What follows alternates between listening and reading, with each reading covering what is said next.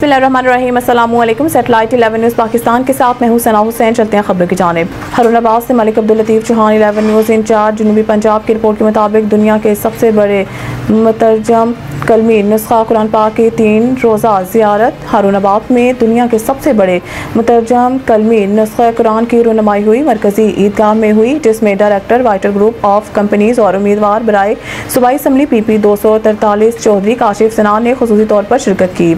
चौधरी काशिफ सिनान ने पीर इम्तियाज़ हैदर शाह के हाथ से मुनफरिद और खूबसूरत खुशखती से लिखे गए कुरान पाक की ज़ियारत की। ये कुरान पाक का नुस्खा हाथ से लिखा गया दुनिया का सबसे बड़ा नुस्खा है, जिसे पीर हैदर शाह ने अपने हाथों से लिखा है। अपने खुसूसी दौरे के मौका पर चौधरी काशिफ सिनान ने पीर हैदर शाह साहिब की काविशों को सराहा। इस मौके पर चौधरी काशिफ सिनान ने कहा है कि इस बात में कोई शक नहीं कि कुरान पाक अल्लाह की तरफ से दुनिया के लिए एक इनाम है। शर्त यह है कि कुरान पाक को पढ़ा जाए और तालीमात पर अमल किया जाए।